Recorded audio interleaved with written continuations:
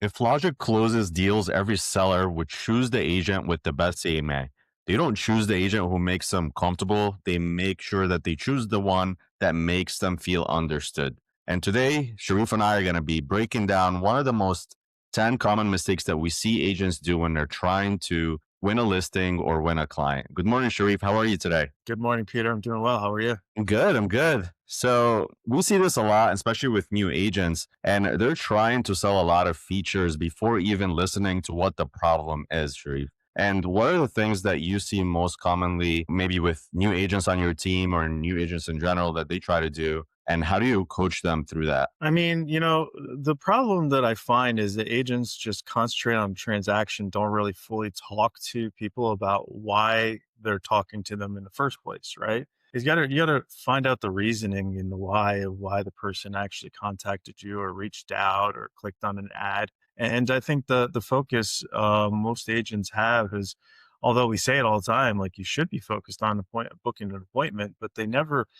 get that preliminary information from the actual lead, right? So they don't know what their actual goals are. So I think that's probably one of the things that most people hiccup on initially. I totally agree. The first thing that we also talk about with our agents especially is that you got to really figure out what their why is and their motivation, similar to what you said. And it's there's a saying that says the heart buys and the mind justifies, and we use that a lot in a way to just kind of explain that usually emotion is what triggers a person to buy more than logic, unless this is an investor, of course. So you got to know what your end user is or your audience, because investors are not going to be emotionally attached as much to a house that they're buying or selling. So at the end of the day, it's just numbers. But if it's a single family home where a homeowner is going to be living there, they're looking to obviously, I don't know, maybe barbecue in the summertime or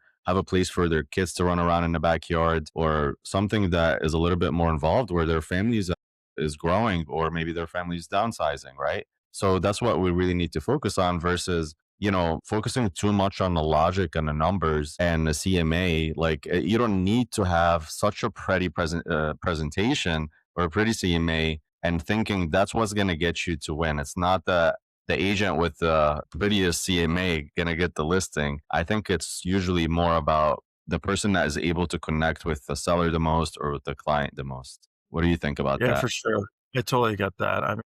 I agree with it 100%. And, we focus too much on selling the home and rather than solving a problem, right? And we talk about it all the time. It's really just talking to people and finding out what their goals are, right? What they're looking to do. Why are they moving? And focusing on that end game rather than the process itself. Right. So it's really important to actually talk to people and asking questions. That's what you should be. You should be an expert at asking questions and you should be an expert at listening. I love that saying, we have one mouth and two ears. We should be listening more than we talk, right?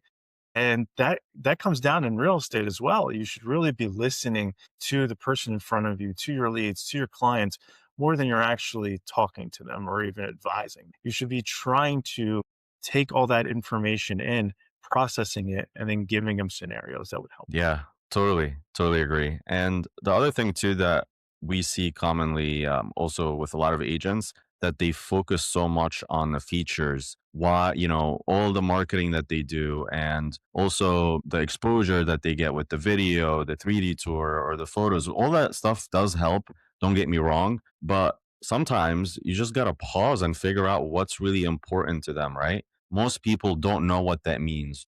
Most people don't know why a video will help a seller maybe get more views, or why a 3D tour or floor plan get more views. So we really need to dig a little bit deeper and really get to find out and help them explain that this is going to cause them to get multiple offers, where at that point they will net every dollar that they deserve, or every penny that they deserve, which is something that I know you used a lot, Sharif, when you were talking to sellers. I want to net you every penny that you deserve. And this is what we really need to focus more on, is what their net is before selling products, features, and everything else, right? No, for sure. I mean, really, we need to talk to the clients and really understand their needs. I mean, that's just bottom line, right? And sometimes it's better off trying to sell the end game than sell the process itself. I mean, I tell people all the time, moving sucks, right? It's probably like the worst process in the world. And this is what we sell people. We sell that process. So instead of focusing on, how do we get there? Let's focus on where we're going, right? And then we'll take care of the rest for you. And that's I think is I think people say instead of focusing on the flight, focus on the vacation itself, right? And that's really it because that's that driving point. That's the motivational factor. That's the reason why that person is speaking to you is because of that vacation they're thinking about. They're not thinking about the flight there. They're thinking about actually getting there, right? And what they're going to do when they're there. So that's what we need to, try to restructure our mindset when we're speaking to people is just to understand that let's not talk about all the crap that we have to go through. Let's talk about getting you to, your family in Florida or to your retirement house or to that downsizing property that you'd want. That's what we want to focus on rather than the actual process itself. Yeah, no, I remember something too, that when I first started early on, there was like 9 checklist that an agent would take with them, and making sure that they understand every step of the process through the whole transaction. And, I've tried it, and I was like, I've seen most people don't really care about the checklist. They're like, just tell me, how soon can you sell my house? What am I gonna get at the end of the day? I just want to get out of here. Like, I don't need to know every step of the process. I mean, maybe some people do, but that's something that you can inform them along the way.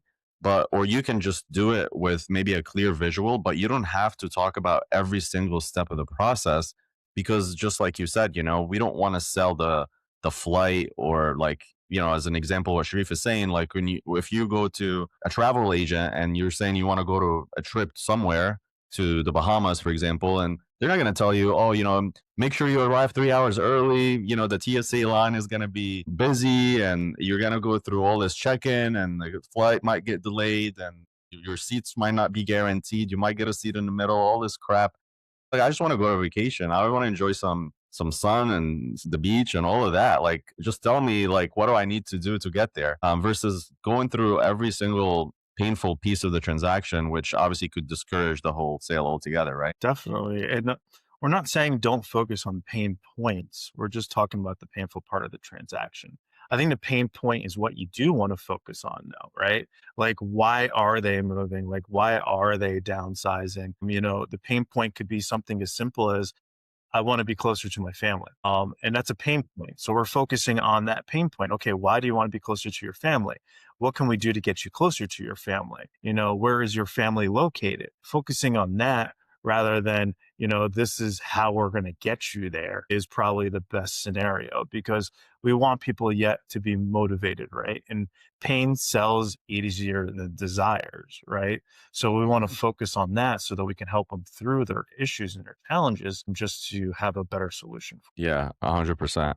And going through that too, a lot of times and we use this a lot to sometimes to get in the door, but especially depending on where the lead comes from. For example, some people that want a quick cash offer for their home, right?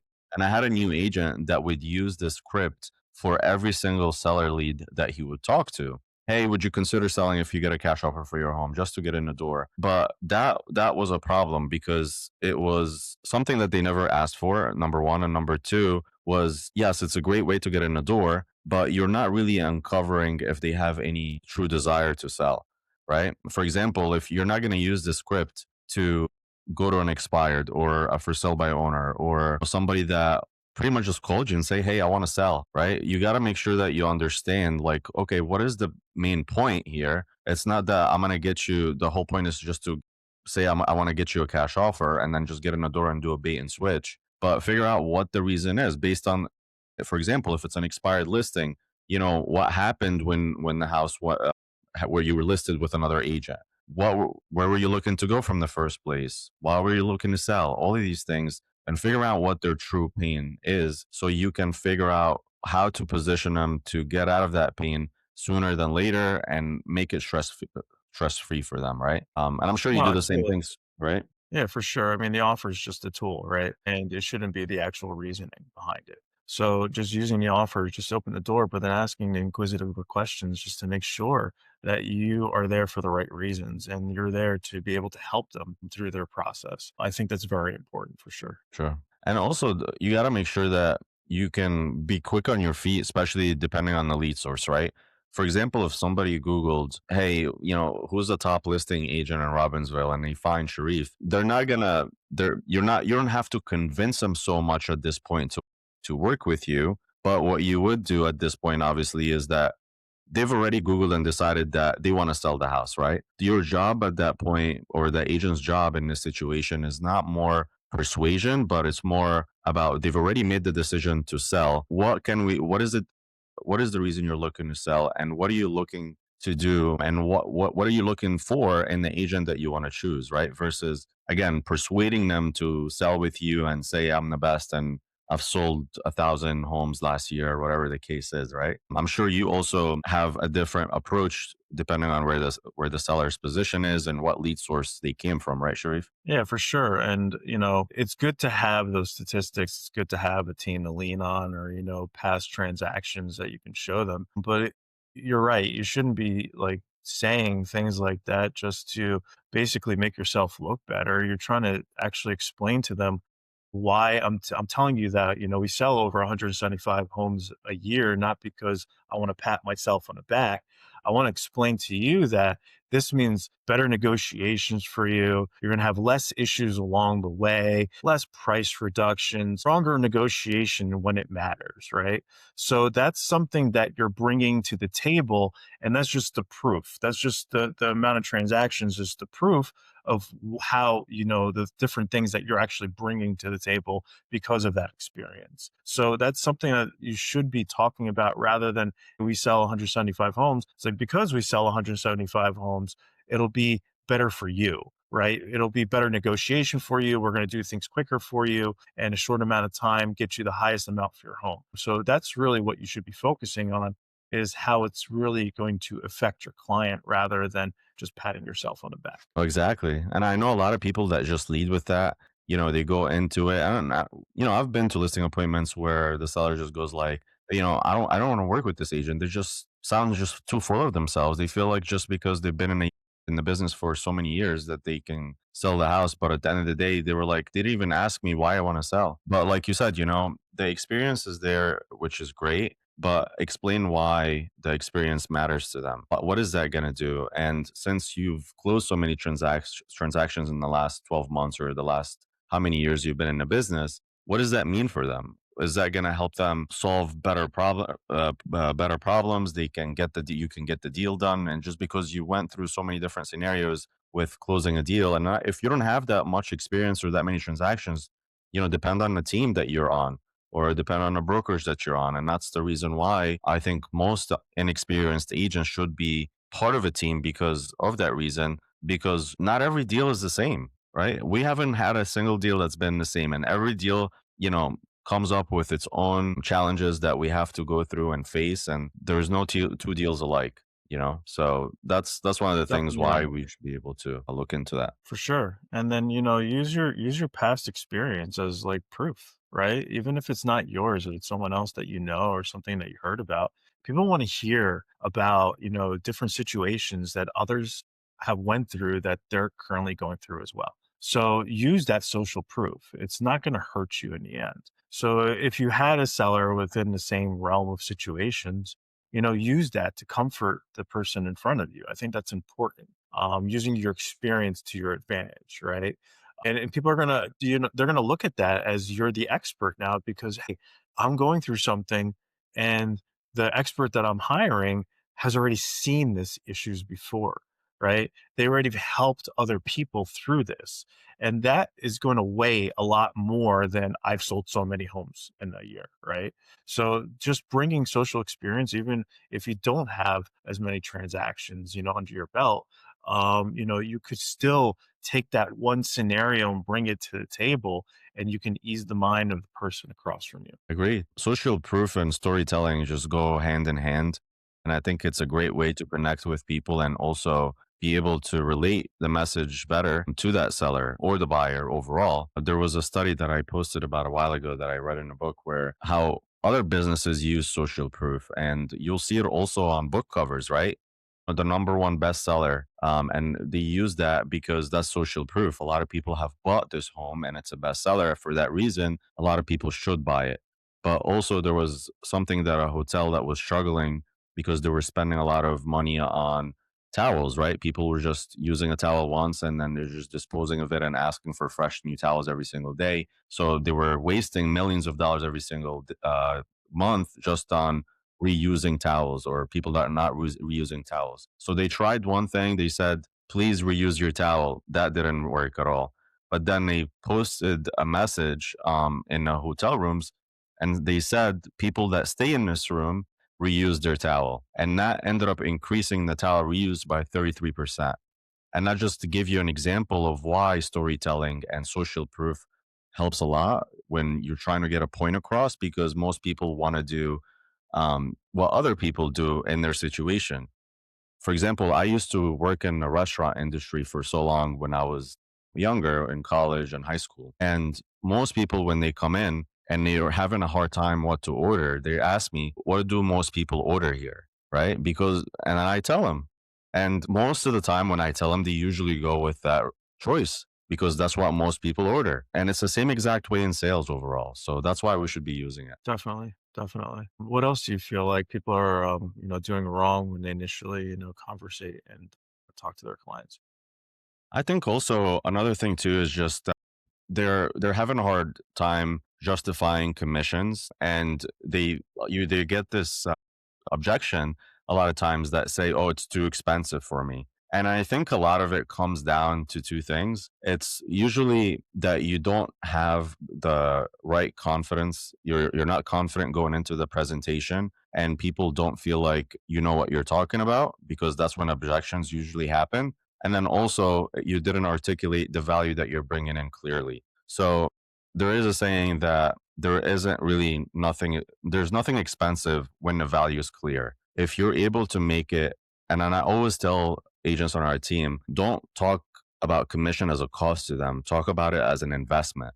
It's a Right. return on their investment at the end of the day. But they have to understand how that's going to benefit them because they don't care. And I've heard this script before by other coaches, which I think is horrible. When somebody tries to negotiate your commission and they start defending their commission by saying, well, this is how my commission work. And they take a dollar bill and they're like, oh, a third goes to my broker, a third goes to taxes, and a third goes to my, to me, and I only make up this much. I'm like, how does this benefit them? They don't care how much you're making at the end of the day. They care about them. They don't care about you. They don't care about where the money's going. Like, this is not like feel bad for me story here. Like, explain how this is going to benefit them. How is this going to give them a better return versus, oh, I'm only walking away with like $1,000, so you should feel bad for me and give me X% more. Like, no, I think this is a horrible a horrible way to handle that objection. I don't know what you think about this, Sharif. No, I totally agree with that. I mean, you shouldn't be defending your commission, and you should also definitely be providing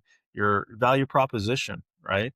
And I love when you said that because I mean, it really applies to a lot of parts of business as well. Is it's not an expense; it's an investment, right? And that's like a lot of stuff that we actually, spend on as well.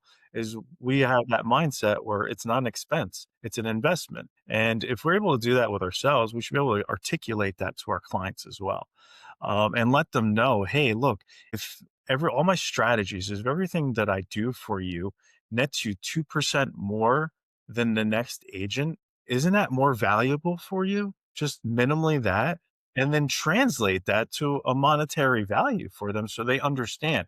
Hey, that 2% could be $20,000 for you, right? So that additional $20,000 that now you're netting is a better investment for you for that additional commission that we charge, correct? Right? Yes, we're going to not. Yeah. So that's the whole thing is, we just got to explain to people why you're charging that amount and how it's going to be better for them, right?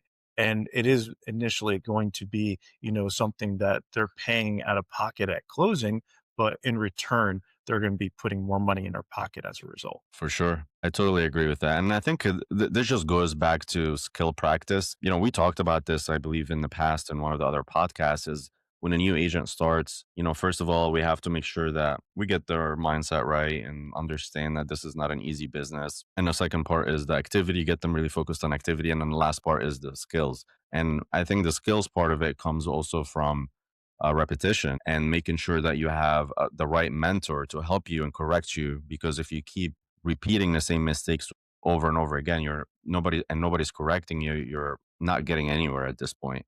You're just going to be a professional mistake maker at the end of the day, and you're not going to get better. So that's why again, like we should definitely have somebody looking over your calls, looking over your appointments, record them. Right? Like there's so many apps now and tools where you can go and at least record the actual appointment while you're there. So this way you can go back and listen to it. Or maybe if you don't have a coach, just take that audio and upload it to ChatGPT and ask it, hey, how do you think I did here? What did I do right? What did I do wrong? And give me some feedback on this. Like you really need to be going back and replaying the game tape every single time you go on an appointment or making a call and you want to improve because otherwise you're just going nowhere at this point. I think that another thing too is certainty, which just again goes to skills and I think certainty it's a little bit more involved, but we're talking about tonality, body language, and words that you say. And it's typically, that your tone is really the most it's important, and then your body language just confirms what your tone is, and then the words is really the last thing that the client or the prospect hears. Right. So when you're hesitant, when you go meet a client or a seller, or they feel like you don't know what you're talking about, when you're using words like maybe, could, might, these words all kill confidence right off the bat. So you also have to make sure you have the right tonality, body language, and really using the right words. Like stop using words that sound like you're unsure of what you're doing altogether. And this is something that you can easily fix. But again, if you only know and you're aware that you're saying these things, right? No, for sure. And don't think it's just an in-person thing. People like they pick up on your tone and your emotions, and actually your body language is a lot of your energy that you're producing at the time. So funny that you mentioned that, Peter, is because we actually had our training, our team meeting yesterday, and our squad leaders gave a lesson on it. And they were telling, the rest of the agents on our team in the room that you need to be standing when you're making phone calls. You need to be smiling when you're talking. We understand that the person can't see you, but that projects over the phone. So you really need to understand it's not just about the words that you're saying, it's also about the way that you say them and how you say them, right? So that is important as well. Being able to pause at important moments just so that people can process the information and how you actually say it to them, the energy behind it.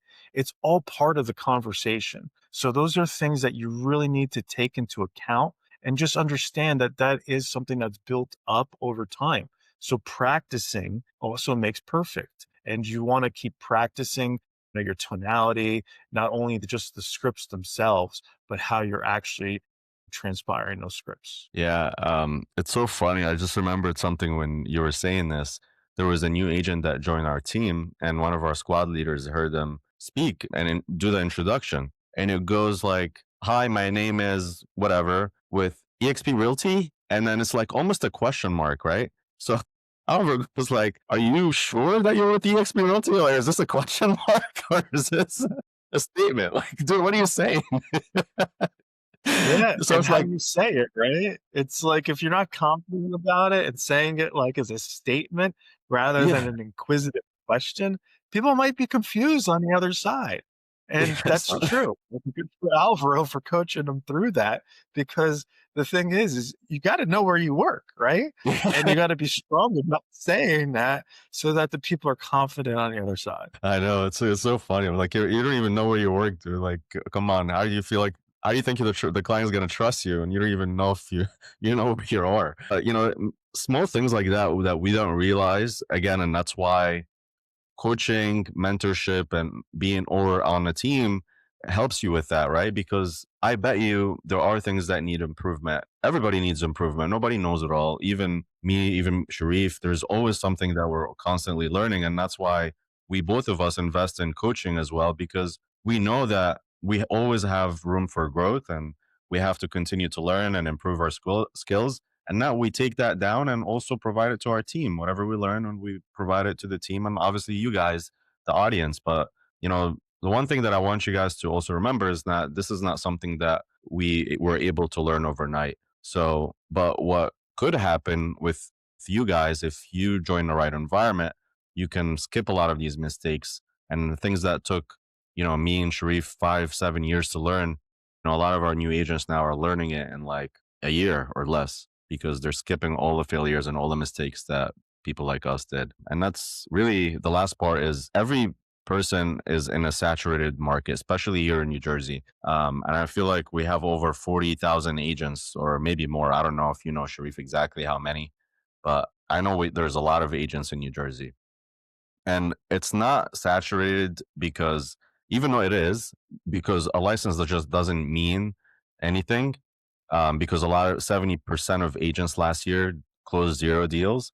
But at the end of the day, you have to be able to separate your skills from those people, and the only way to do that is by learning, practicing, and executing. Don't get stuck in the learning mode the whole time. You got to make sure that you execute and take action quickly. What do you think, Sharif? No, totally. I think there's right around, I think 60,000 Oh wow. agents in New Jersey. But it is a good point, Peter. Is the industry's saturated, right? And there's a lot of people out there that are just not good. And the problem is, we get coupled in as the group, right? Group of agents, group of realtors. And, unfortunately, most people think that everyone's the same. Doesn't matter who they hire. So it's important to, be able to explain things differently to people so they understand what sets you apart, right? What are you doing differently for them?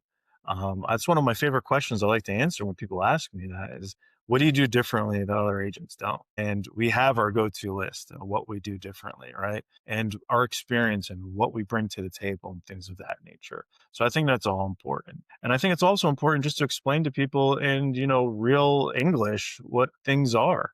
That's something that we didn't talk about today is, you know, you're the expert and you have to understand that other people don't know what you know, right? So you need to be able to tell them about that kind of stuff is the things that they don't know and things that you can explain to them. It could be even simple as, calling a for sale by owner or FISBO. If you call a for sale by owner or FISBO when you're talking to them, they might not know what the term means or a CMA, right? We say CMA like it's like, regular dialogue for us, but to the normal consumer, comparative market analysis might be a better way to explain that. So just understand that you are the expert. Not everyone is the same in this industry, and it's up to you to actually prove your value. And we do that through these different ways. Love it.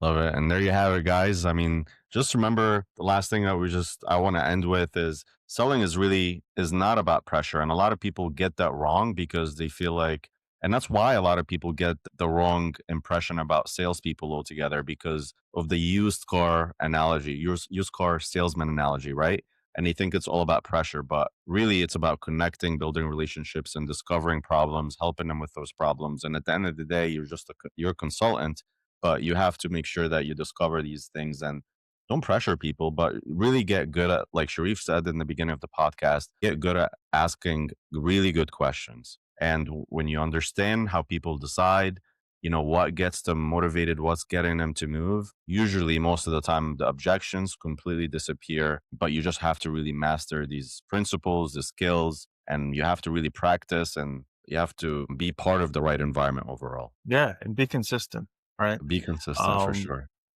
that's really it. It's just it's better to be consistent and to be the person that actually pressures, and don't confuse the two, right? Consistency is definitely something that's needed in this industry. But I totally agree with that, Peter. And if you guys like this type of content and want to hear more of it, feel free to like and subscribe below.